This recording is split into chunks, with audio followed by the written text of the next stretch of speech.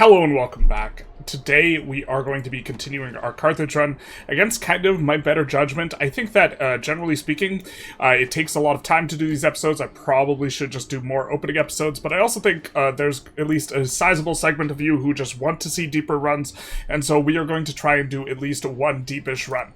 Now, for this episode, what we are going to be focused on / trying to do is get this trade income to go way, way up. We have coming up, an embrace that we are going to be doing on global trade, and we are really well set up for global trade. We have a ton of influence in all these markets, and we are going to try and start sniping trade influence in other areas. We are going to, I believe this age is when we unlock trade companies as well, but it's under Confessionalism, and we are going to try and have a bunch of trade advantage in these overseas areas. To be fair, we have a little bit because we have some of these overseas trade buildings, but we are going to try and expand this way more and seize control of markets with navies. To that extent, we are actually going to need to have naval range, so that we can actually expand and have our navies operate out. So these are the overseas trading posts. We have them built all over the place. We are currently constructing a whole ton all over the place, and so when these come to bear, we will have more than we did before, and in particular, we have enough power projection to actually put these in on European powers, and so we do have that coming in kind of in the future. We have a few explorations coming in, and regarding the naval range, I think we have this is kind of what it looks like right now, so we don't have enough range to really operate in India or China or these types of things with navies in order to get extra naval power or trade advantage, but we've already started to do this just a little bit in this market of Beer Done. We would not be the owner of this market or have the highest trade advantage, giving us control of the market, which is why we have trade profit of 110, while the next person with more trade capacity than us has trade profit of 63. We would not have control of this were it not for this patrolling navy in this area, giving us just a little bit more, maritime presence, helping us to push us up. Most of what we are getting is actually going to be coming from our trade advantages. Most of it's coming from maritime presence, or actually not most, but a lot of it.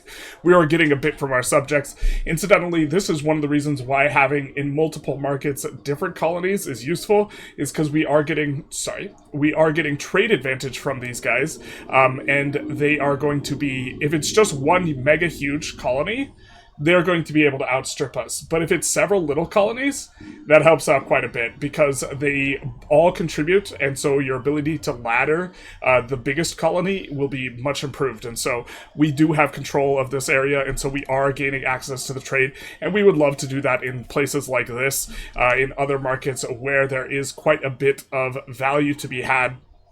You can see here total profit of Vijayanagara, 1,400.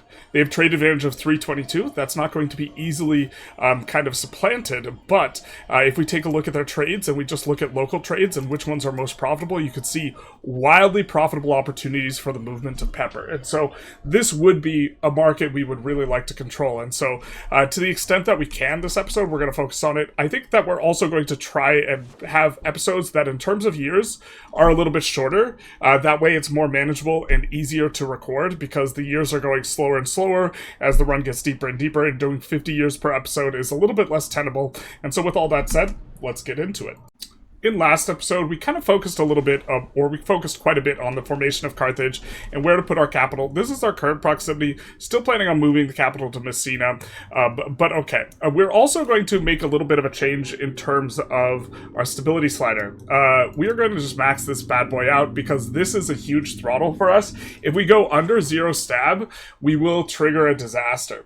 And so we're trying to stay above this. We maybe just leap into the fire at some point just because it maybe is a little bit more interesting, but we'll try and get a little bit more stab before we make some moves, try and get things in place before we pop the disaster if we're just going to intentionally do that anyways, but the extra stability slider will be pretty useful. Another thing that's probably worth noting is Republican tradition's a little bit less important than legitimacy, and while we could throw this slider, I don't think it's quite worth it because we're really not paying a lot for that marginal 7 or 0.7, but maybe there's some world where we're actually not supposed to be maxing the slider and having it somewhere around here, so that when we dip under 100 Republican tradition, we creep up slower, but we get there eventually and have a little bit more of a kind of flat experience. And so maybe this is something for us to do. Also, at this point, our army slider is actually getting monstrously expensive. We have been kind of somewhat ignoring it whenever we're not at war because it's not that big a deal, but we have massively expanded the army last episode, and so this is going to be a little bit of a vibe. I'm not sure the state of affairs regarding drilling. In previous versions of the game, you did not used to be able to drill unless you were at max maintenance. It seems that we could still drill while not at max maintenance, so we'll throw the sliders around like that, so the loss of expenditure in terms of army expense will give us the ability to pay more for the stab, and so we'll have quite a bit more stab recovery here. Alright, so expanding in terms of getting into Indonesia, we have started a colony down here in the northern portion of Australia, which is going to give us naval range coming from there because it is our colony, which is going to allow us to patrol in at least probably the Goa market, maybe the Surabaya market, and so by being able to patrol these places, we will be able to gain a little bit more access and priority, but we don't have a lot of trade capacity, and this is probably really the thing we need to work on. We need to figure that out to some extent, but we're also going to go out of our way to explore these islands. I'm pretty sure that they are already settled at this point, but if they're not, these are going to be opportunities for us perhaps, and so we're going to send some explorers out, and specifically we're going to look to make sure we can see the heat map. Even if we don't know where Goa is, where the market center is, and in order to be able to trade with that market, we do need to have discovered it. We think it's probably in Caleb's, so we'll go out of our way to explore that too. Generally, it's good to send out high military explorers, and younger ones too, the military being the important stat, it seems, for explorations, and so we get a couple of those underway here. Circumnavigation may well be on the table here as well. We do see that we have enough range to start exploring over here. We have kind of prepped the Tuvicha market, which is right here. Incidentally, it seems to be the case that the AI is really not very aggressive about adding in these buildings, or at least kickstarting their economy when we make the colonies. So we've gone out of our way to make stuff like tools, cloth, the liquor, the cloth and liquor being necessary for exploration, and the tools and glass being necessary to kind of kickstart their market to make them start building trade capacity, which will translate into trade capacity for us. But since this is already kickstarted and we do have the resources necessary to explore these areas, we're going to set out an exploration and hopefully be able to circumnavigate here. We're also going to explore the other side for the same reasons. The Kuap Punda market is not prepped, but the Pinjarup market is, and so we'll explore out of the Pinjarup market, and so we will send out someone under 50 is generally a little bit better. And then we do see these isles here. I think that this would be great for getting a little bit of, what is it, a little foothold for ourselves on the other side here if we can, so we'll send this gentleman out. We'll continue to explore a little bit more proactively. We kind of slowed down our exploration as we kind of reached the end range of where we were going to colonize, and we're going to be picking it back up, looking for not necessarily the best colonies, but for good footholds as it relates to naval range so that we can operate elsewhere. Alright, so something you can do to make moving your capital cheaper is you can kill all your income. We killed the Demi tax slider. We forgot to kill the burger tax slider, but that's not a huge portion of our income. And so we got the cost of moving the capital down from 96,000 to 70,000, along with 20 stab. The 20 stab being probably the more annoying part, considering we're just sitting on heaps and heaps of cash. And so we're going to move the capital over here to Messina. Here's just a kind of a little bit of a note of our current proximity that's about to change. Alright, so capital is about to finish, and we will see the crossover in proximity. We will need to wait for the month tick for Messina, and then we should be getting an update in terms of what things look like. Nobody's a valid rival for us anymore, and we will see that... Is this the updated version? Is this the updated proximity? I'm pretty sure we should have better proximity in some of these zones right next to us, but taking a look, 84... maybe this is the updated proximity. Is this it? I feel like it didn't gain anything over here. Well, we had to move the capital off of Africa, and to be fair, Tunis was looking pretty nice in terms of the proximity map mode overall, but also something might have changed a little bit funny. This looks a little bit better. Do we not have... We're missing a little bit of maritime presence. I was expecting it to look a little bit more impressive than this, but we had to move the capital off of Africa because this was breaking our ability to have colonies or form new colonies like this one here. And so, not that one. And so now we will be able to come back and release them as a colony here. So we're going to do custom subject right here, and we're going to do colonial nation. We're going to just find someone who's relatively competent that we would not mind losing. Let's say goodbye to Martin Luther and send him on his way to, South Africa to make a nice little colony there. We have another one that we need to make over here. Was expecting a little bit more of an impressive shift as far as this goes from the proximity, but we are able to range this and have 90 proximity in Naples, which means we'll have 100 max control. We're able to range this, kind of in Carthage and have a really high max control there. I do think 96 pretty solid, and then we are going to be a little bit better than we were before in Venice, I believe, as far as the max control goes, if the tooltip will hover us anything.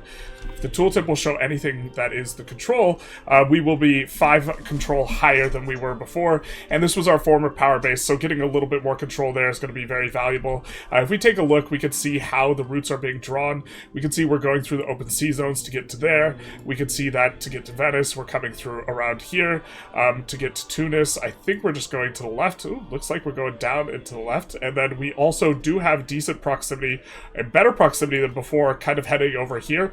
And we are annexing some of these subjects, so things should be a little bit better looking once we annex Argos, because that's going to be a place that's really kind of close to where we're at, and is going to have some goodies. It's not the best territory, though, but it's going to still be a nice addition once we finish annexing them. We're starting to move an army over, and we're going to be testing to see if we can have a war without our subjects getting disloyal, courtesy of us slotting in last episode consolidation of diplomatic affairs for the +20 subject opinion, and this hopefully will allow us to fight wars while maintaining enough loyalty to annex people, because this has been a little bit of a difficulty for us. I think it's more of a difficulty for a republic. Really throttles your growth kind of in this phase of the game. Next stage will probably just be taking a lot more stuff directly, but we don't really want to use too many cabinet actions integrating. We want to have our subjects integrate, and so having a lot of subjects is a bit more expensive when you don't have the additional subject type of fiefdom. I'm not sure if this is best, but it's on theme with the episode. We are going to go for global trade first, and then we are going to come down this way.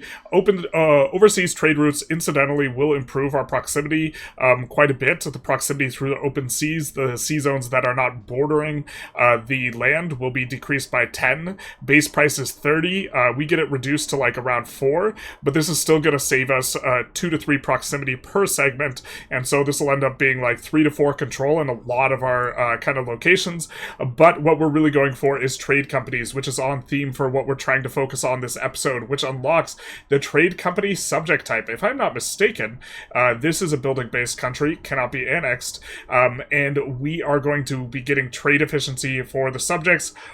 Overlord is going to get 50% of the income, and we are going to be able to put these guys down. I'm not 100% sure exactly how this works, because we haven't played with these too much, and they've also been changed, but we are going to be unlocking them here.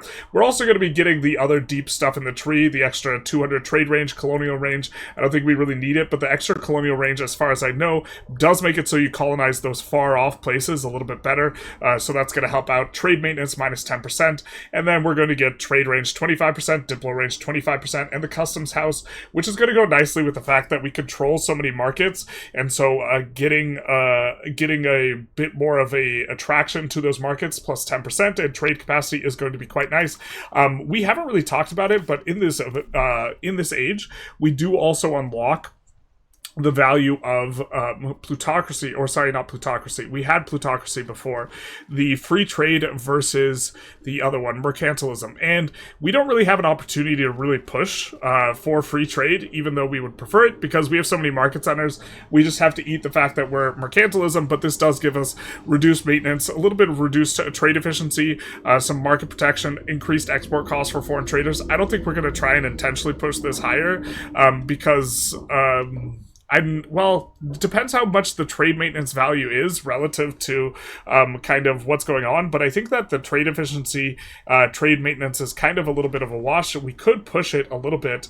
If we take a look at profit, I think that we can look at individual routes and see just how much is being paid in maintenance, but it's virtually nothing. So we kind of don't want to get a bigger and bigger discount on the maintenance when it is relative to the amount of money we're making very, very little. But if it were much larger, if our margins were much tighter, this would be a better and better modifier. But this, we can make them tighter and we can extract more money if we just expand out the trade quite a bit. And so this is going to be something that is kind of on our radar, building more trade capacity in a lot of our locations, especially as we're kind of approaching this more globalized version of trade where the Venice market should be able to reach further.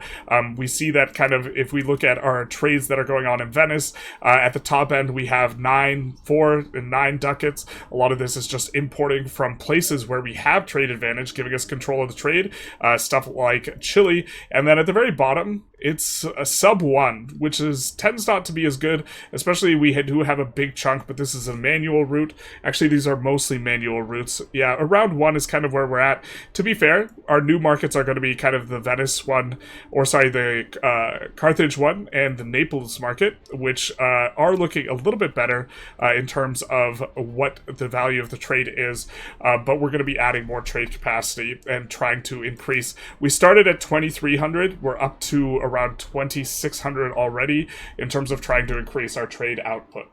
Just as a little bit of a frame of reference for our current trade range level, from Naples, which is going to probably increasingly be our main market, kind of swapping over from Venice, this is our current trade range. So we can barely range, kind of this market here in India, and we can range most of North America as far as I can tell, but we can't range stuff like China or Japan yet. We can range this courtesy of this kind of trade wind here. We can come to Australia, which incidentally, there's some good resources in Australia, and so I would not be surprised if this eventually starts to becoming a valuable thing for us. If we just look at just the owned trades, which is going to include trades from other locations, we see around 5 ducats, a kind of a good amount, and it's largely exporting the gold. I think the gold's not even fully expanded, and we do have this pileup though, which is a little bit of a cause for concern. We do have production of liquor here, but we have so many explorations coming out of here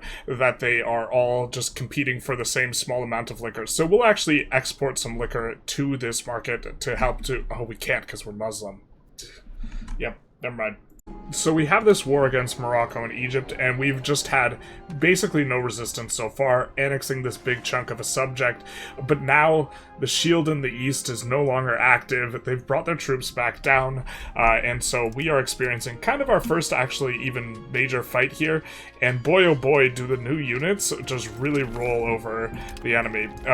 This is the age where regulars start to pop off, and I think that we could just continue through and take this numerical disadvantage and re-siege Alexandria, which we had lost. We have more units than them, and so we're bringing more stats to bear, especially as our, cavalry is now 300 large per unit, and so it's going to do quite well against their peasant levies here. And also our cannons, 300 large.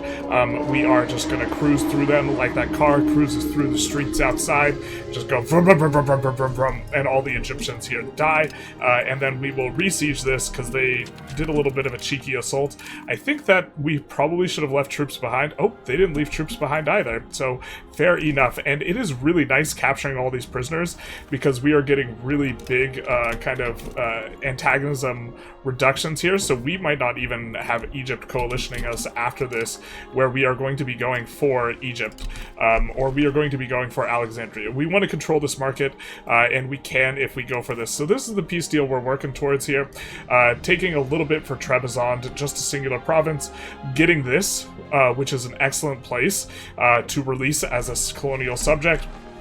pretty cheeky. They have a decent amount of pops. I actually really like this location kind of in this region as a capital for Ethiopia eventually, because there's a bunch of gold on the other side here. So that's going to be quite valuable once we get it up and coming. And then also we're going for just a little bit of land to our subjects here in Sus and Fez. Or actually we'll feed this to Kurt here.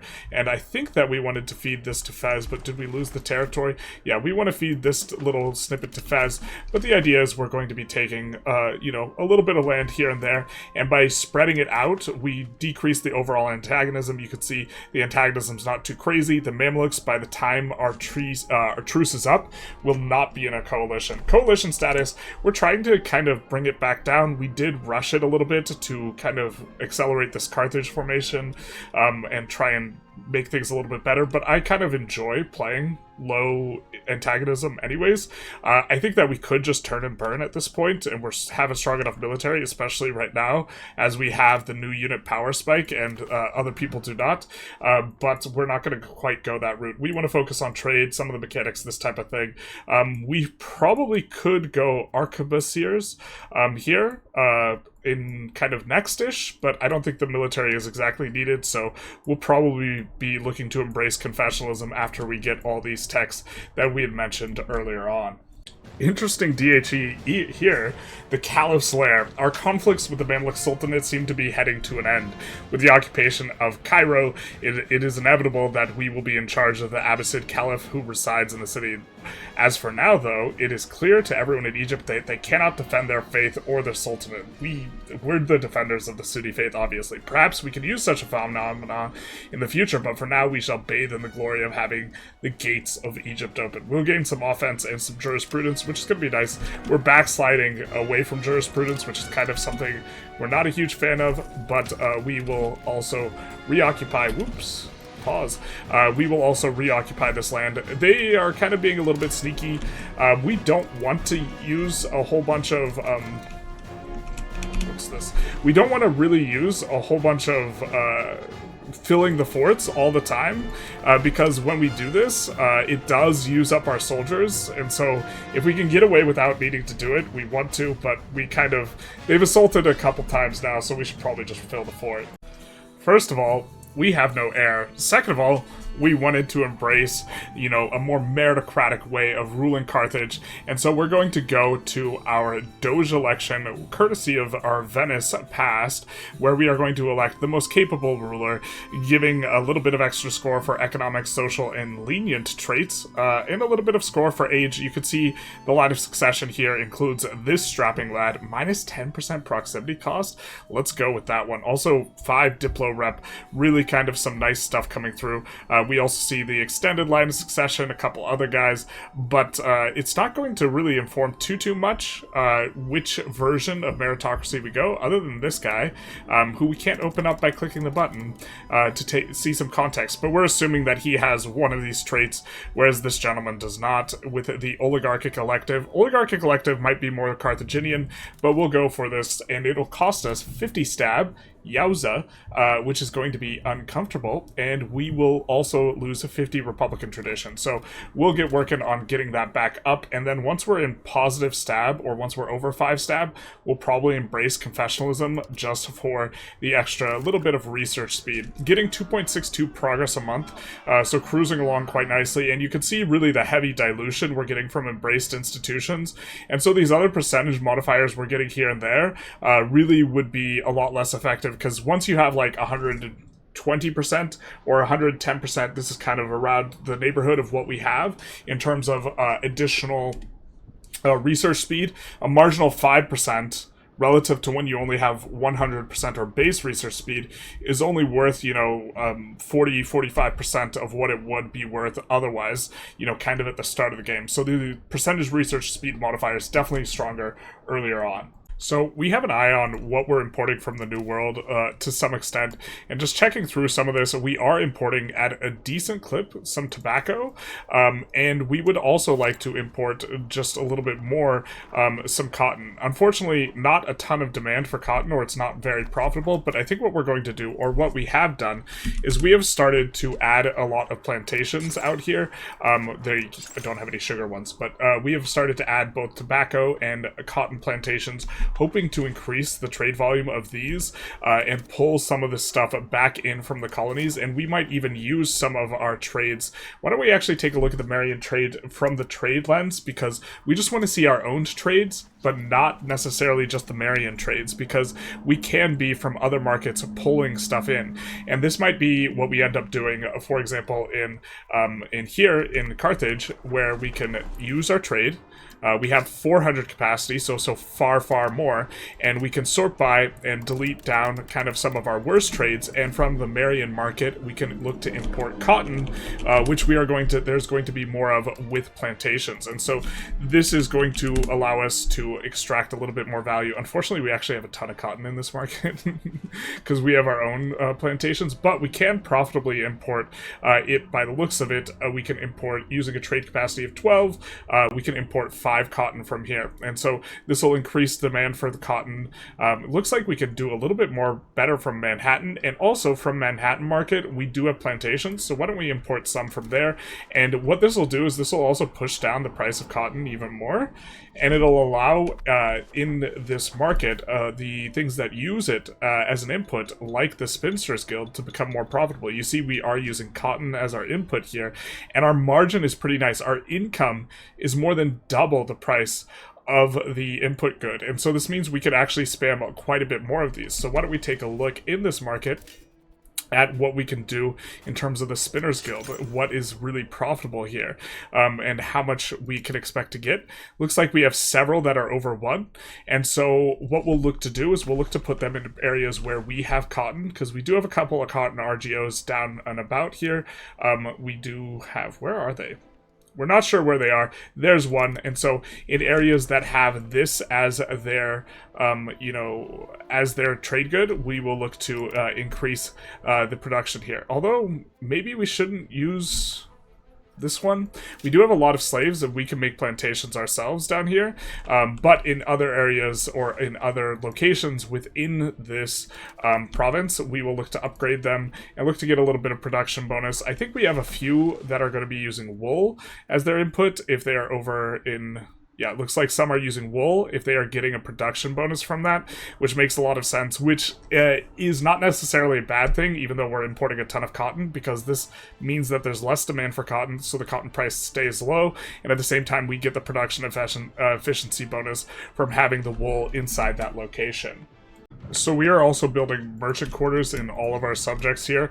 They've unlocked the tech. For a while they didn't have the tech, so we couldn't build anything in them, but we get 30% of their trades, so we would love to just have a bunch of extra merchant quarters, and so, or 30% of a merchant quarter, so 0.5 trades in exchange for like 100 ducats. We're sitting on a bunch of money. This seems fair enough and fine enough, and we can even do it in subjects that are colonial that, well, we're not going to annex any colonial subjects, but we'll just add a whole bunch of trades, and these are going to make these guys monstrously rich, but it's also going to send a bunch of trade capacity our way in guys that have not previously had it, and so we're trying to stimulate a lot of extra economic movement here, and so this is what we're going to be doing, just maxing them out in all the colonies, because our trade, for example, in Marian is largely the result of two things, right? We have the overseas trading posts giving us some, and then we also have any trade capacity that Marian has, or any of the other guys inside this market has, giving us a bunch of trade capacity. So if we take a look at the trade capacity, hopefully we can get a breakdown that's not super rough and just by, okay, it's by just a million things. But if we kind of, where is just the flat amount that we get from our colonies, we can see we get 2, 9, 7 for a total of 18. So over half of the trade capacity is coming from their trade capacity, and this will also make them improve their area a little bit more, and they might get a little unruly, and so this is maybe something that down the line will be a little bit annoying, but for now we are going to expand out the trade in all of our colonies.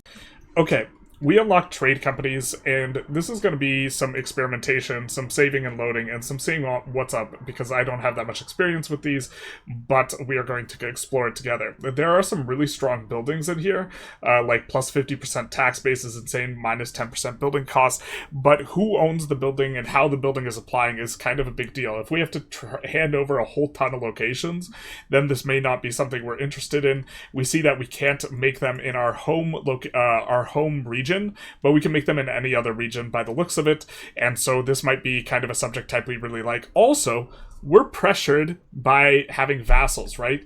And so in terms of the loyalty and this type of thing, we would not be pressured if we start adding trade companies. So that's also something to keep in mind. It can be a way for us to add subjects without, and expand via subjects without kind of incurring some more deficit. And also, we probably transition from colonies over to this. But we get a little bit of forts, we get a building that is a little bit more clear, maritime to owner, this 0.01, and then to overlord 0.02. We're assuming that we're the overlord, we're not the owner of the building, and so this building is probably owned by the trade company, and we are building stuff for the trade company, but I don't think they own locations, so it's a little bit unclear. Or maybe we just hand over all the locations. RGO output plus 33%. That's pretty big on some RGOs, especially the non-mineral ones, because this is going to end up being just an absolutely enormous amount. Company foreign influence, local development growth, that is a lot of dev. That is basically double the normal dev. And then we have max control, 5%. And so if we're still owning the location, this is a big deal. If they're owning the location, though, this is still a very strong building for them. And then we do see the subject type where they cannot be annexed. Sure, fair enough. They will use some diplo capacity. They will be diplomatically linked to the overlord, and they will get some trade efficiency, and they will send 50% of their income each month to us. And that is a really, really big cut. So the idea is, if we can't get at least 50% of the yield in some overseas place, we may be better off getting them to be a trade company. Now, we don't have a location set up where we would like a trade company, but I'm thinking that this is going to be how we kind of try and target India and the like, this type of thing. Maybe even Macron, a little bit of a softer target to kind of get a foothold in the region, although I'm sure there's someone who's soft enough for us to go for.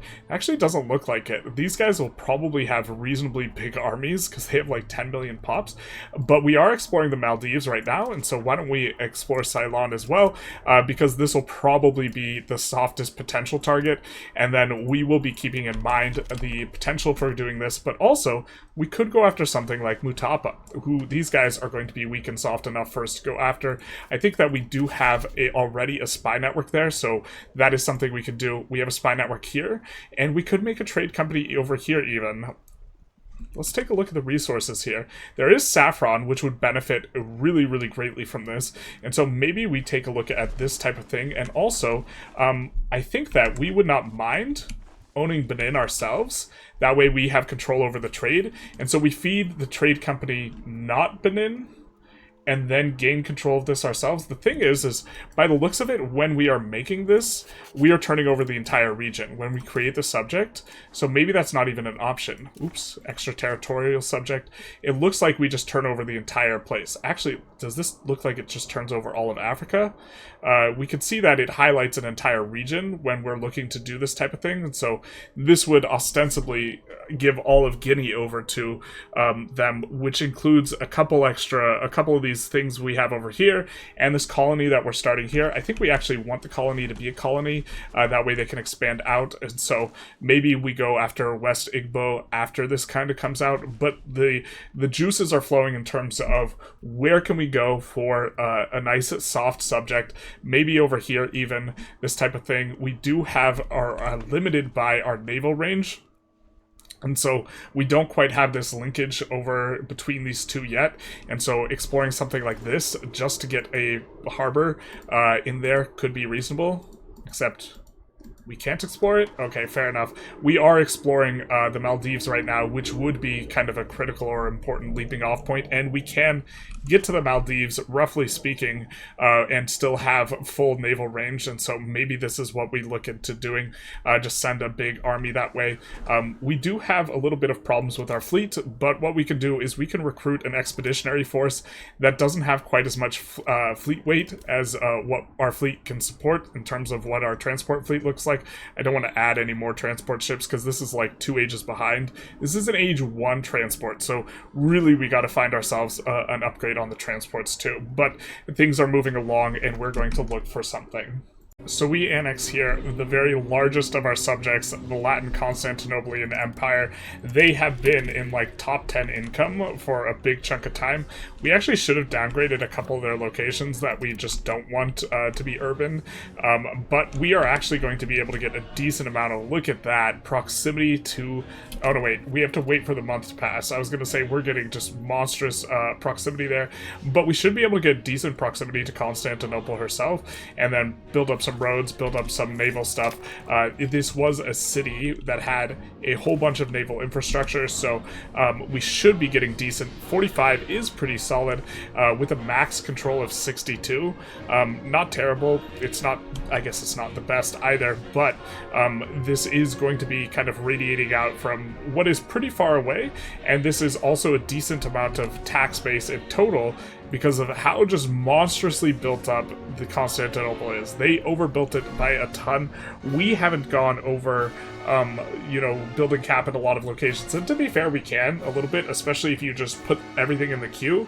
Because if you put everything in the queue all at once, then it doesn't negatively affect you, because when you put it in the queue, it's normal price, and then you finish it, and then you're 500, you know, over building level. In theory, you could do something like this, but Constantinople's going to have a pretty big tax base, and we're also going to get a lot of, you know, trade income out of here as well. We are getting, in terms of profit, 200 from this market. We definitely have control of this market, and we also gain control of this, the sound toll, which we probably should have just maintained control of the entire time because it's valuable. But with that, our trade income is up to 3k. Actually, it was 3,100 before we annexed them, so it might not even be figured in yet.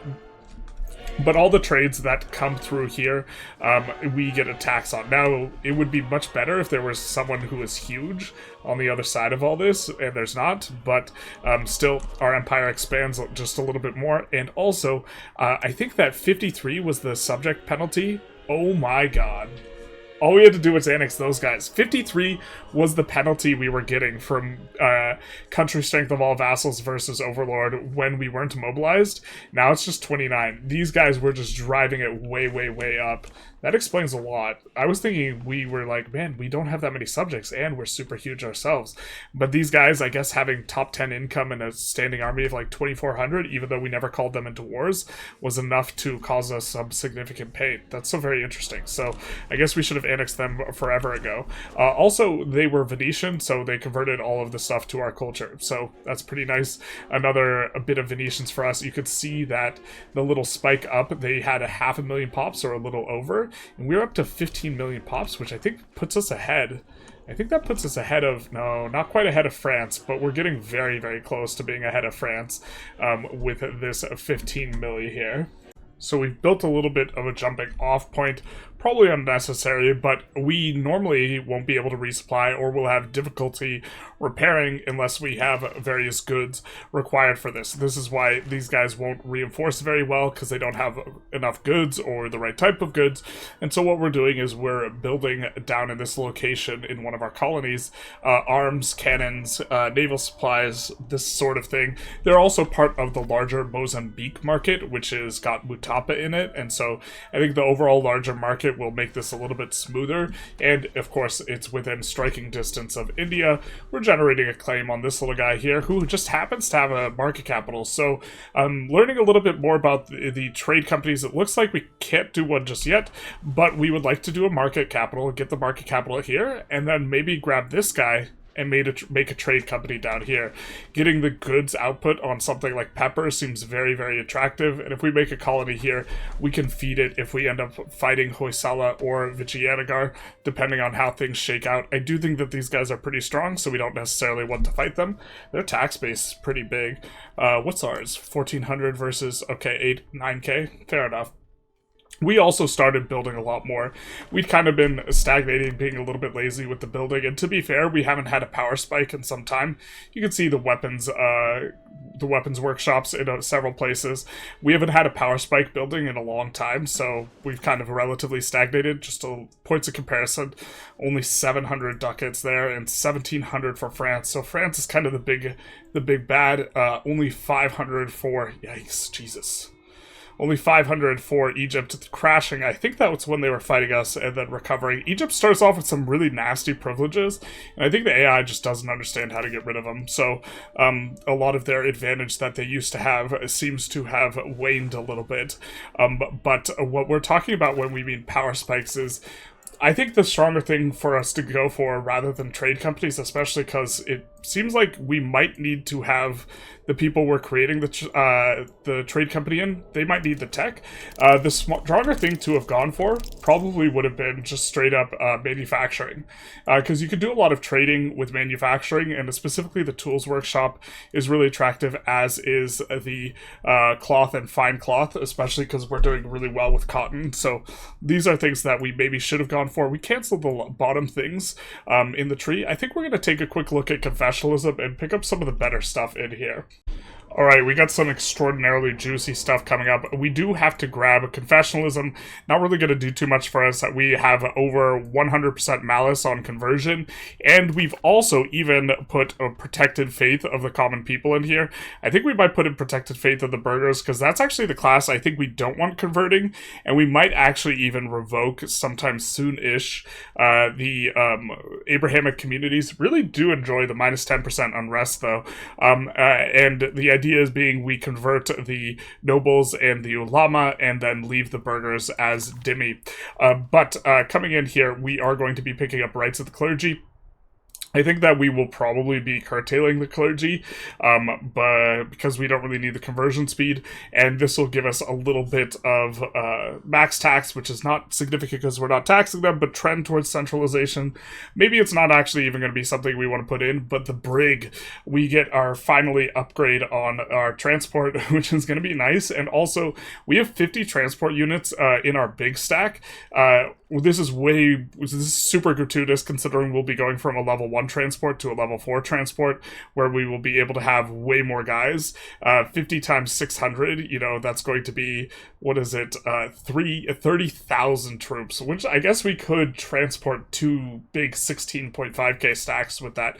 So maybe that's something we're into, and maybe we just split the big stack in 2, allow us to operate in some more areas. There's a bunch of good stuff in here that we're gonna potentially go for, but we're going to go for the tax efficiency first, and then we have really some strong stuff off to the left.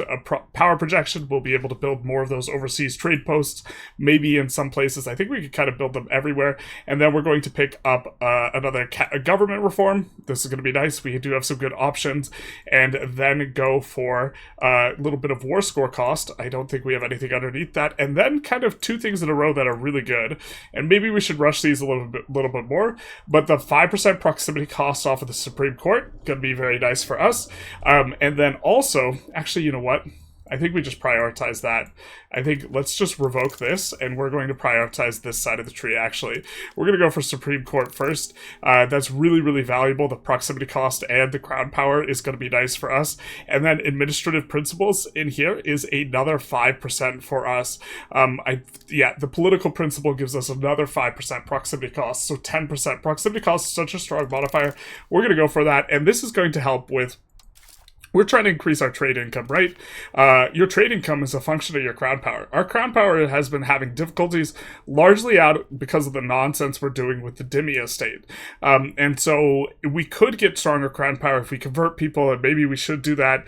But you are going to get throttled the amount of trade income you get equal to this. And so if we could get more modifiers, that would be good. But also as we get more control, which we get effectively through proximity, what we will be able to get is less of a crown power malice in locations. And currently we expanded out quite a lot, and so we are getting a lot of low control areas that are contributing to negative crown power. And it's not like we have so many modifiers stacked up that we're just like can kind of slough off and ignore this negative malice. And so we're picking up kind of in this side of the tree here so much stuff. We're picking up 10% crown power, 10% crown power, and 10% proximity here, right? Because the Supreme Court is giving both the crown power and the prox. And so we'll do that, and then we'll put the other text we covered back into the queue behind that. We do start a little bit of a war, and our subjects are mostly loyal. We do see a little bit here and there that is not loyal, but this is without even a conscription, and so I think what we'll do is we'll raise some levies kind of in the central Italy region, a little bit more towards the south, because we'll be a little bit more efficient. Actually, we're running into food problems in Naples, so we just won't raise the levies in Naples. We'll just raise some over here to help out with the conflict, and also make sure that we have some loyal subjects. But we are going after kind of the last vestiges of Italy by declaring on Provence to get ourselves a war that avoids the coalition, but still targets the coalition members effectively. We don't... let's not get the satisfaction negative. This is fine. And we are going to be going after probably big separate pieces on Naples that take a bunch of their stuff, and maybe Mantua. A little bit of a subjugation on Mantua will feel pretty good. And we just see, just generally speaking, we have very, very favorable stacks here. We're just trying to get Mantua out of the way really quick, and then we're going to go after Brescia's troops. But these guys are just using levies only, and levies only is a little bit late. You're a little bit late in the game for this. This has been kind of the bane of our existence for some time, but now we are going through, and we are shredding these forts, by the way, with the new cannons and also 18 cannons per stack, and so our sieges are incredibly quick, so we can afford to do this kind of based raced type of play, where we are going for our things first, except for they do grab a little bit of province that doesn't have anything, but we're going to finish our sieges before they finish our sieges, and then we are going to be able to relieve them. As you can see here, we already sieged down a fort with just 60 days, and so this guy is going to come take care of the Naples, or the Nepalese people, the Neapolitans. And there we have one finished, and so now we're going to go after the stacks, and we are going to have ourselves a little bit of a battle, but this is going to be just a straight rout. This should be over very, very quickly. You can see we're getting some good damage down, and then we have a ton of units in reserve, and they have nothing in reserve, so we let this kind of go the course. We are going to be crashing on the flank. In theory, we should put all cavalry on the flanks, but it's just too much micro at this point for like too small a return, considering we're just kind of crushing them anyways. 3-to-1 kind of result with similar sized units. While they would get a much more even result before using levies against our conscripts or levies against our regulars, now that's not the case anymore. Of course, Moravia, busy being the shield of the north, protecting us to some extent against Austria, although Austria is probably going to need to call an adult once we get done with some of these other guys, because Austria is going to need a friend after this. And so this should be a fairly straightforward war, though. We'll just go after the stacks. The Holy Roman Emperor is the Palatinate, but they're not very strong, so it's not too big a concern. You know, something I'm noticing here is that we no longer get the slaves. So by moving our capital back to Europe, we did in fact brick all of the tech that was North African tech, which is fair enough. This makes some sense, but it might have been better for us to keep... It's more themey for us to have the capital in Europe. That way we could actually colonize Africa, I think. But it's probably actually better just to keep the capital in North Africa at that point, because the proximity wasn't, like, so much worse. This is a slightly better proximity, you know, from Messina. But it was very, very slight. And being able to take slaves is actually just, like, a huge bonus. Really, really allows you to, like, rake in the pops. And so this is a little bit unfortunate and maybe something to consider if we were, like, pure min-max. But we want the colonies, although we have most of the colonies we want now. We could do the good old capital shuffle, just shake it back into North Africa and re-research those texts. Maybe we even just get the texts back for free instead of needing to research them, but a little bit of a lamentation, and it would maybe be themier to have it in Carthage, but we do want these colonies, especially this one here. This one's a little very cute. with the gold, and then they are now getting their pop growth on in these locations. They have no business getting the pop growth with this much pops, like 36,000, and then the pop growth is over 1%, and then their development, they're getting the development boost of, let's see, colonial heritage, and so the dev will increase pretty nicely in these gold provinces here, or gold locations rather. So we were outnumbered at the start of this fight. We do catch it kind of towards the tail end here, but it doesn't matter. Just so much damage, just trading up is super, super hard. They started with way more guys. They took 11,000 in casualties. We took 2.4k in casualties. They had 20,000 guys, nearly double our troops, but pretty sure that they were all, or mostly, actually all levies there. So the levies, the age of the levy is over. The time of the orc has come. And also, something we're just kind of thinking through here is actually the scaling here is now kind of interesting to think through. We have 15,000 men here, right? The number of people in this location is just 26,000.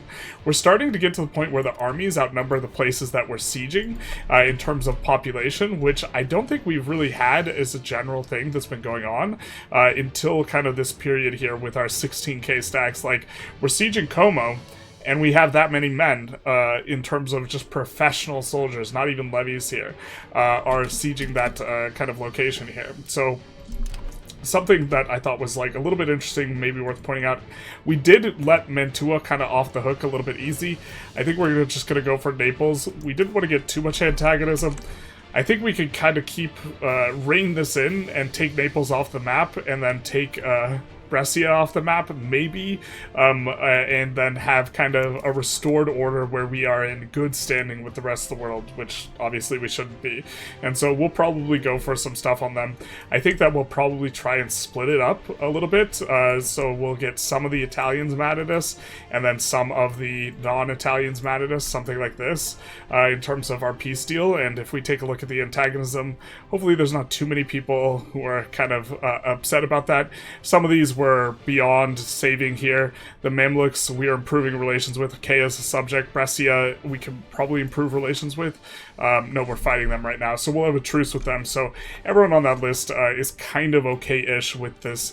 We won't really be expanding the coalition. Not that it would be a problem. If there was a coalition of, France, Castile, Hungary, Bohemia, Poland, the Palatinate, I'm pretty sure we could fight it, but still, we're keeping stuff at least somewhat of a lid on our level of expansion and fighting and being naughty.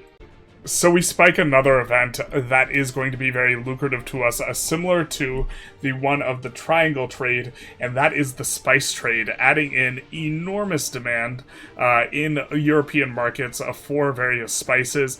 Currently, as we are spiking this, trade income is 3,300, but expecting this to get way larger, especially as we get some trade range.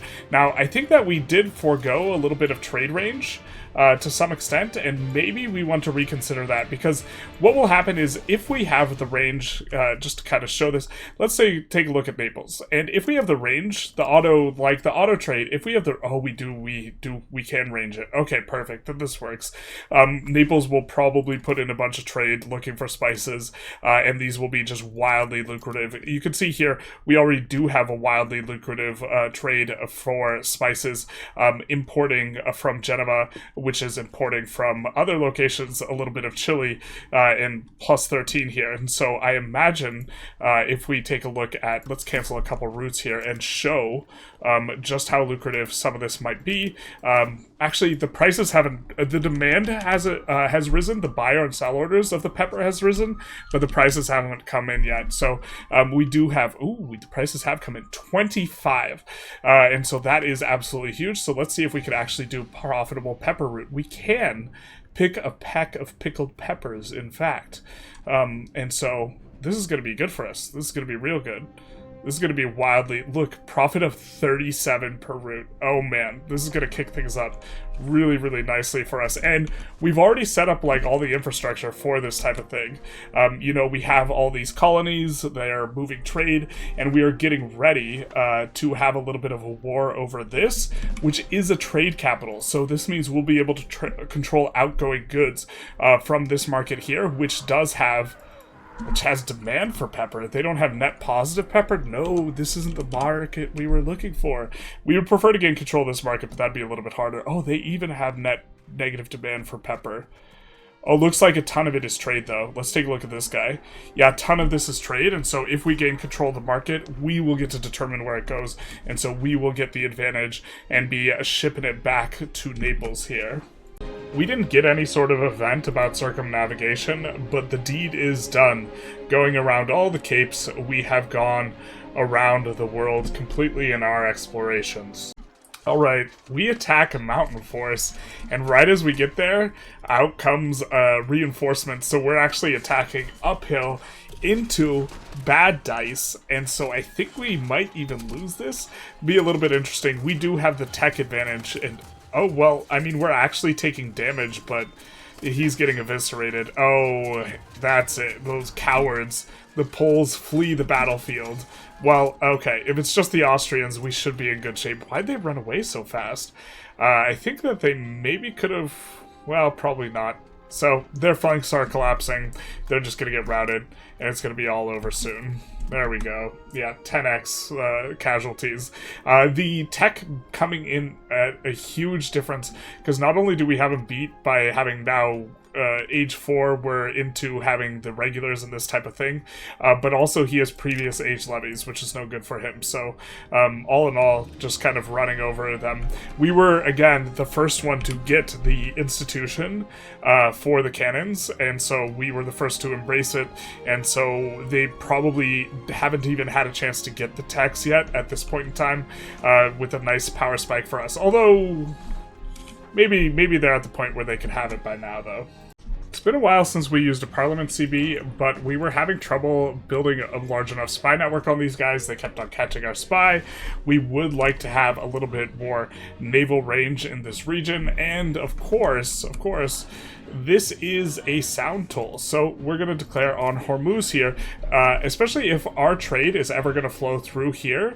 We don't want to really pay that sound toll, and so, and I think some spices might end up flowing through there in terms of trade routes, especially ones going to Constantinople, which is a market of ours, and so we are going to declare war on these guys. They are hopelessly, or there's basically functionally no way that they will have a chance at defeating our army. The problem is we don't have the range to operate in this region, and I'm not sure we could assault them down.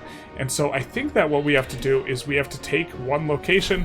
I don't think they're anywhere near strong enough to resist us, but we need to take one location for the harbor and the food before we siege down Hormuz. But Hormuz is just a very key location that is kind of easy to take if you have a fleet, and impossible to take if you don't. And this place, or the fleet, maybe we need to split these boys up. I don't know if we have enough army to fight them. I think this is with levies. Okay, this is with levies, so we could just split this bad boy in half. This 4K is going to be more than enough to handle this, and these guys will be able to supply the food, and I think that we won't have to do the shake around. No, we might have to do the shake around where we swap these two guys back and forth because they're running out of food. Are they okay on food? Doesn't look like it. This guy's not okay on food either. I guess we might have to take another location. We are sieging the capital of the province. We could siege this. Well, this might be a logistical nightmare, which of course makes sense. We have no naval range here. We could also try assaulting the fort, but I don't know if this is just a regular castle. I don't think we want to assault it. Yeah, if it was something else, we would maybe want to assault it. But I think, well, we're not getting the starving icon. Monthly consumption is 5. Alright. We also grabbed a couple locations off of Poland in the far north. They don't really have much control there, so taking stuff off of them doesn't really make them, or isn't really a lot of war score. It doesn't make them that pissed because you have decreased costs, this type of thing. And so what we are going to do here is we're going to create a market in this location, and this is going to be nice for us. We have another location next to it with a bailiff. We're going to build a road from that bailiff on over. We're going to integrate these two, and this will hopefully be at least somewhat useful. to kind of gain control of a little bit of trade up here in the north. Just a little bit of a cheeky bink, but also it expands our naval range up in the region where we previously had none, and we're kind of trying to acquire this as a sort of resource for ourselves in case we want to move extra trade range up there. I don't think that that's going to be that valuable to seize control of these markets like it is to seize control of the spice markets right now, and so it probably won't be too big a deal, but we're going to see what we can do here. Hopefully these sieges go through quickly enough. It doesn't look like we're attritioning, so I guess the food is okay. Just holding on by a thread, and we are taking damage. 10% chance of a little bit of attrition. Yikes. We're starting to take a lot of attrition damage.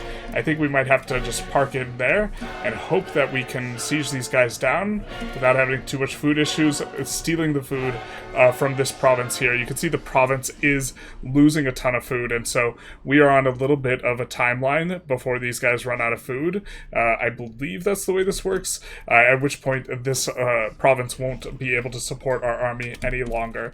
I think we'll look to just cheekily take out their armies whenever they or their navy whenever they pop out. A little sneaky with it. He dodged our navy.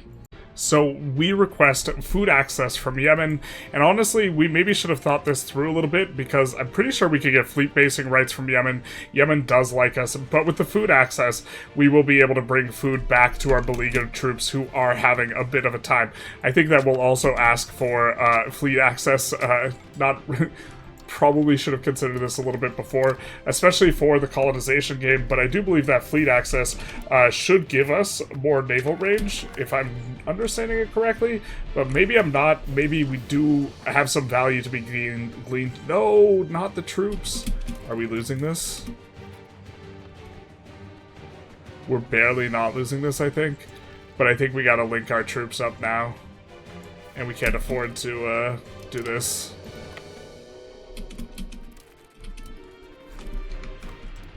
We just need to grab Hormuz, so we could retreat onto Hormuz here and avoid the battle, but I think we'll take... we probably should have actually just retreated onto Hormuz. That would have made more sense, considering we can't replenish our troops, they can replenish theirs.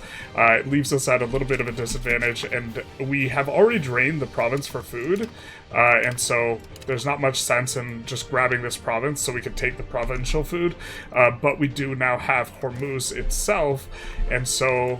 will we be able to... Okay, so I think we just need to grab the province, and we'll be in fine shape. This is auto-grabbing. This is next to a fort, so we have to manually grab it. Papal states do join the coalition, and so this is us controlling the war goal, so we should be... Why is Defender ticking? Do we not have the whole thing? Oh, we need this. Alright, fair. Fair enough. We needed both. Alright, well, hopefully... Yikes, this feels a little bit bad, actually. Maybe we can recruit mercs in this area? I'm just a little bit concerned that we don't have enough troops, but I'm pretty sure we do for this. Oh, looks like... Just kidding, just kidding. The Sword of the East has arrived. He's on his way, starting to deal some damage up here. These marches have been very, very nicely useful, considering how often we just completely forget that they exist. Alright, we do unlock our government reform slot, and this one's going to be huge for us. Proximity cost through port, just a flat reduction, but also harbor capacity plus 0.10. So, to give an idea of what that's going to do for us, our harbor capacity here is mediating our ability to reduce this 35%, or this 35 flat cost going into port, which incidentally is going to be reduced to 33 here.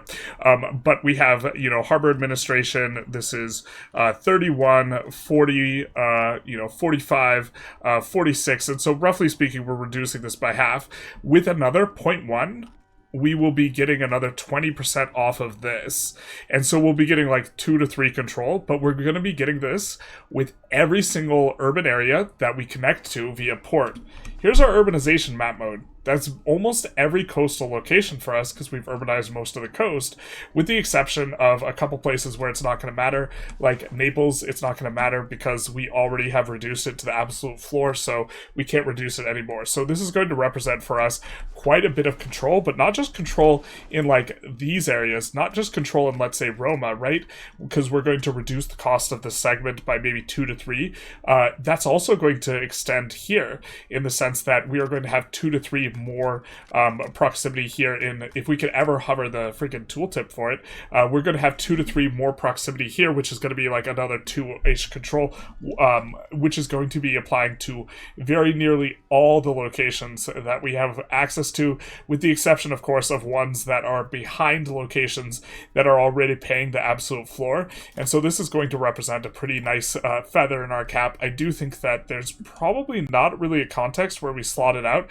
We would need to have so much of harbor capacity already, but this is going to be good for us. And even the places that are just rural are still going to get -2 flat capacity, which that flat capacity in the rural locations are actually going to be nice. Like coming in here, this is going to just reduce it by, you know, instead of it being 25, it's going to be, you know, what is it, 1.6 less, so we're going to have like 1.5-ish more control, and so this is going to be nice as well, even in the locations that aren't urban.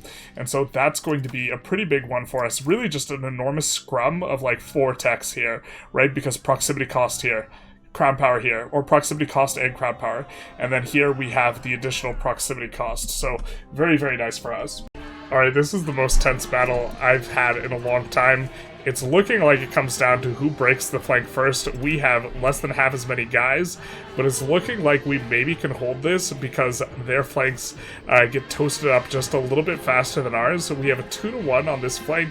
Oh, it's not looking good. It's not looking good. This is the closest battle we've had in a while. We're starting to lose more troops per tech. It's the question of, can this 450 get rid of this 210 before they manage to crush our other flanks? I don't know the answer to this. Are we okay? Okay, we're gonna crash. We're gonna crash in the center. Oh man, they're routing. I think that we got them largely on morale rather than, like, units. I think that they might have done more damage to... Yeah, they did so much damage to our unit. But we're going to have still enough to siege this area. If they come back again, though, there's no way we could repulse them. So we did look around and try and see if we could merc up in this region, and really just kind of couldn't find really anything that we could latch onto in terms of mercs. Just can't actually merc up at all from the looks of it. I think that some of the later age modifiers decreasing the amount of available mercs might be kind of to blame to some extent. Oh, it looks like we actually do see a little bit of a guy. But is he going to be recruitable in this region? No, he's not. They're always somewhere else. Yeah. I'm not sure you can recruit out of enemy territory anyway, so maybe that's just a pipe dream. We were hoping that we could find something to recruit out of Hormuz, and we poked around a little, and it wasn't looking like we could get at much of anything. Oh no, not the 1K stack. Wait, why could you... Were we not... Oh, is this the location with the strait? I suppose this works for us because we could trap his army then? I guess this is the location with the strait? Well, then his army's trapped there. We're gonna siege this faster than he sieges that, so that should be good for us. Alright, we were repulsed, but we managed to find a little bit of mercs and recruit back our troops, and so we are going to try yet again to get in there. Also, as this is happening, we're assuming that we're kind of doing okay from the perspective of our subject getting in there, and so he's kind of coming down from the north and should be overall winning these fights, not by an enormous margin, but he's slowly making progress sieging down, and so all things equal, this should still kind of move things along. But we have the very, very important building to build. We have a very important building to build that's going to give us 5% proximity cost and also the 10%, what is it, crown power. Absolutely insane. Also a little bit of dev growth in the capital, so we will plop that sucker down. The time has come for us to establish a foothold in India. These are going to be just really soft targets in Cochin and also this guy up here. We do now have a different leaping off point from the newly acquired Hormuz, which is going to serve us well for this battle to come, although hopefully this isn't... Hopefully this AK stacks enough, and we don't need to merc up again. If we do, I suppose we could actually... No, we can't recruit troops out of here, because we don't have a recruit building. Maybe we should reinforce some amount of men. We don't want to create a bunch of extra fleets when we have coming in like another transport type building, and so it does feel a little bit bad, but we're just going to get a foothold here, look to get this area, that way we can get some food. Looks like we stopped their mercs just in time. You can see their food is draining down, they are supplying these guys. We do now have a little bit of a foothold for ourselves. For whatever reason it was occupied by not us. Let's shift that over. A little bit of a kind of weird bug we've been encountering recently, and that should do it. That should kind of do it. We might have to split these guys up and do some of this. Yeah, we might have to do some of this, but that should be reasonably easy for us to take here, and we are going to just full annex these guys. I think that this might be the tip of the spear of the trade company we want to make, where we look to make it where the pearls are at, or maybe even where the spices are at. Jeez, man, India super urbanizes all the time. There are buildings for output of RGOs, which are going to go really, really nice on the pepper, as well as, oh man, there's so much pepper here, as well as some other stuff. And also, if we pull them into this market and grab this market, make this a market ourselves, get a bunch of market advantage here, or market attraction here, we can pull the pepper off to the side. And so with the highly increased pepper price right now, I think that that'll be really useful for allowing us to control the trade in the region. We also have another fleet down here that we have moved around with a bunch of caravels and some heavy ships. This is going to be patrolling the seas over here once we kind of get this set up, and that is the plan. With enough heavy ships to at least give some resistance, we might recruit some light ships along with them there. Also just wanted to kind of cover our urbanization, because we talked about India. We are really heavily urbanized at this point, or most of our towns are starting to be upgraded to cities, have a decent chunk of pop. Not 100% sure on these kind of three whether or not we want them as urban, so that's kind of why we've held off, except for the wine one we will want urban. But this is a wheat. We've been having food problems. Maybe this could be rural, and lumber is also maybe not the best place to have urbanized, but it is pretty close to the capital here, so it is going to be kind of reasonable. And then we've also urbanized a lot over here. A couple locations can be upgraded, but also looking pretty good on the map mode for proximity, courtesy of some of the things we've been picking up. We haven't gotten the prox cost reduction yet, but even still, we got 90s all up the coast. Or, well, up the coast a bit. Geneva has a 90, but a lot of these will get a bit better here, and so quite a good amount of control in a pretty widespread area, and we're going to be picking up Naples pretty soon here. We're annexing some subjects over here, so we're going to get some more land that's going to be relatively high control radiating out from our power base here in Sicily. Alright, we don't have enough trade advantage here to completely own the node, but we do have enough to kind of push some people out and get enough of these trade routes in that we're just going to be making enormous profit on these routes. Taking a look just at the market itself, we are third. We have 60 trade capacity, and we're making 540 in profit. Just absolutely obscene. Vijayanagara and Hoysala don't see the old world, so they can't do the routes that we're doing, the 16s routes, these types of stuff. I do think that they still have the most profitable routes. If we look at this, yeah, someone else has the most profitable route, Orissa does, but this is our colony that we had made. And then this is Vijayanagar, and then look at all these routes that we have. So that is an absolute enormous amount of trade income. 500 trade income just from that one little war, which was like a kind of a bit of a pushover war. Now, to be fair, this is propped up by the event, giving spice demand in the old world, but there's still going to be spice demand in the old world regardless. And so if we take a look at our trade income now, our total trade income now, it's up to around 4K. So we should be able to push it over the edge.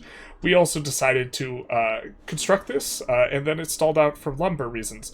I think that we will construct it just to kind of see what's going on, save right before it completes, and then kind of mess around with it a little bit. But I feel like that this is kind of a pivotal building that we won't just get to like slap these down everywhere. The trade company headquarters, if these would lock in, we could maybe take a look. And we really would like to put this in like some sort of farmland, like high development type province rather than just wherever. And so kind of didn't like the jungle, was okay with the pearls, and then was thinking, hey, you know, this colony is going to be really, really nice getting all this pepper and stuff, but don't quite want it in the jungle. Also, we did give we did give our subject here attraction to our markets via the economy action. A market access preference is what we gave him. Cancel their market access preference.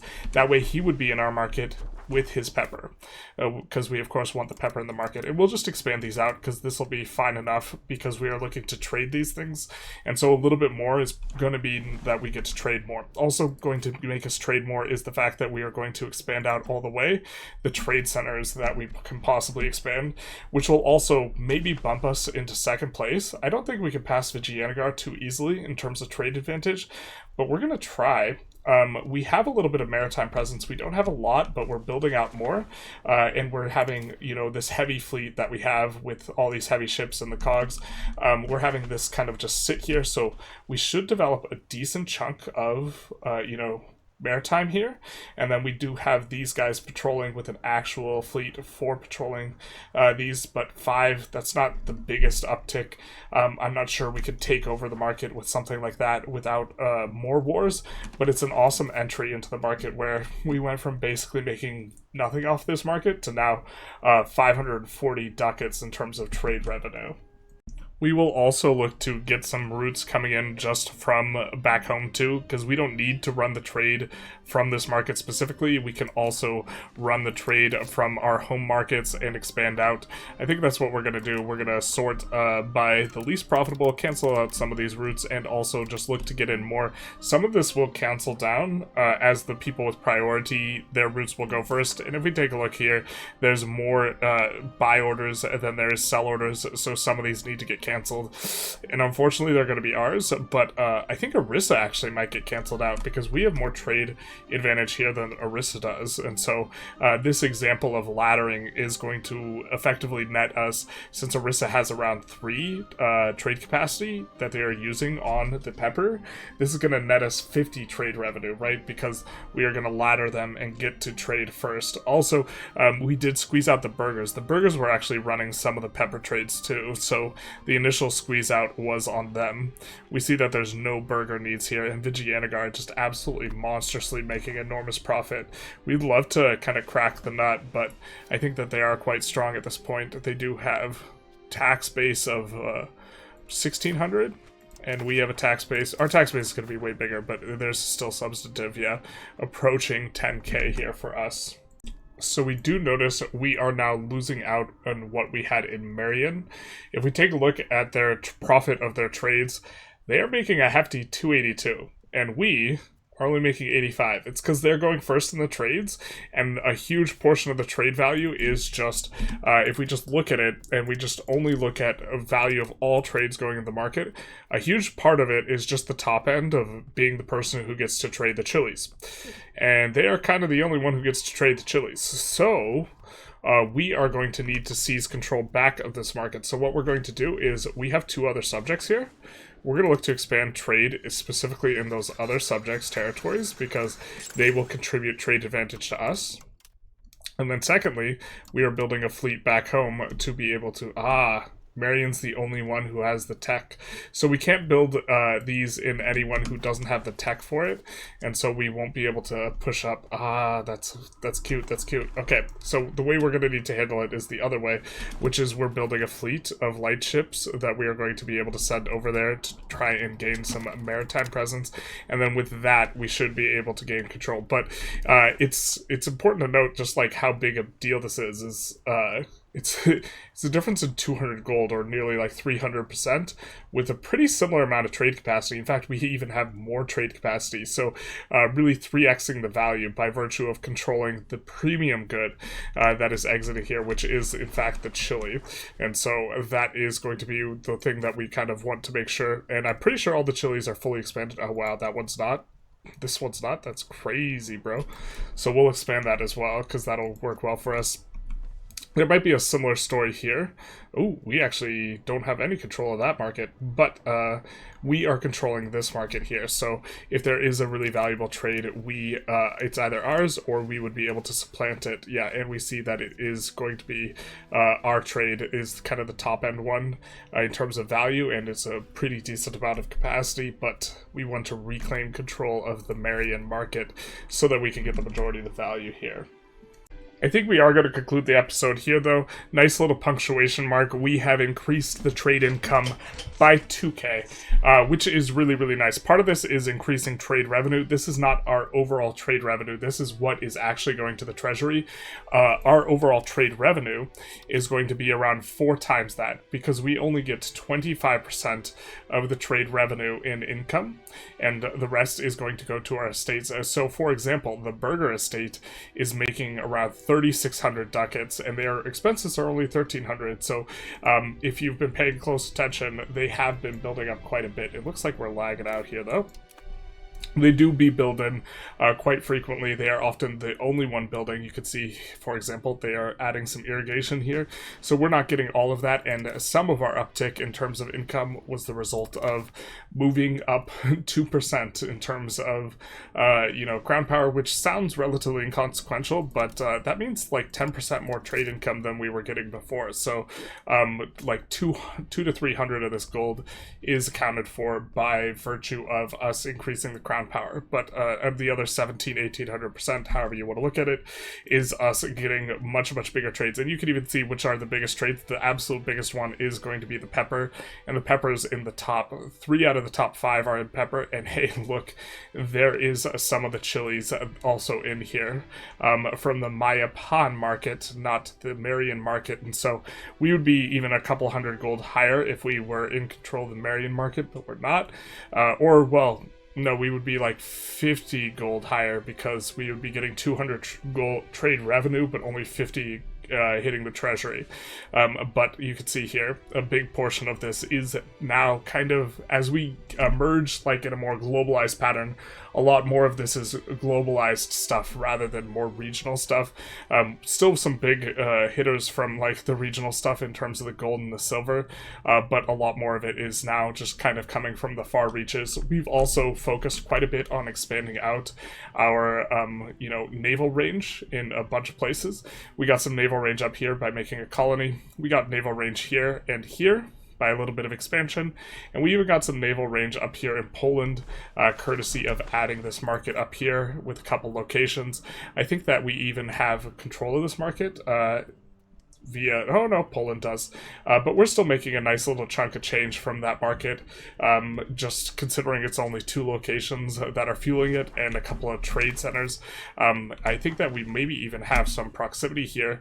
Yeah, we even have some proximity here. We built a bailiff here, so 20 proximity is going to be, it's going to be bugged out, but it should be giving us 20 proximity here, and then, or I guess 15 because it's operating at less capacity, and then we should have a little bit here. Why is it registering at 0? It does say max control plus 7.45% as a result of the proximity, but for whatever reason it's bugged out and saying 0. It visually isn't 0. We know it's not 0, and it's part of why we actually have non-zero amount of control here, although it's very, very close to 0, so it is just a little bit of a trade hub, which we kind of have a couple of now. Trade hub here. This isn't the market center, though. It starts out the game as the market center, so Hormuz got beaten up at some point, and we do have a trade hub here for market center. We have a ton of these in kind of the old world-ish too. And we've gone about getting these, like we do have and have had for a long time Sevilla, which has given us control of this, and we still have control. Haven't checked it very recently. Still have control of this market, and look at this trade profit here. I wonder if that's actually outgoing. I can't imagine that that's mostly outgoing. I think that's just importing stuff to the Sevilla market. Oh, it is outgoing with the Chile. The Chile comes into the Sevilla market and we come out? Oh no, but like, what's the trade capacity going for? Some of it is outgoing. Kataka. Okay. We are getting some decent value. If we kind of stop looking at own trades. Yeah, okay. Some of it's incoming, but some of it's also outgoing in terms of the amount of value. So, anyways, I hope you guys enjoyed. We started to globalize the trade. We did some spice trades. Portugal's kind of setting themselves up for a little bit of a thrashing here. But anyways, I hope you guys enjoyed. If you did, feel free to like, comment, subscribe, hit the notification bell, YouTube algorithm stuff. If you want to support the channel, a really good way to do it is to purchase your Paradox products off their official website using our code Generalist in all caps. That is Generalist, the word in all caps, not Generalist in all caps, one word. That would be an absurd code. Actually, it'd be really funny. We should have done that. But anyways, we shouldn't have done that. If you do that, though, if you're in US, or if you're not in USD, make sure you check the Steam web store, because the prices will vary. But other than all that, y'all have a good one. Bye-bye now.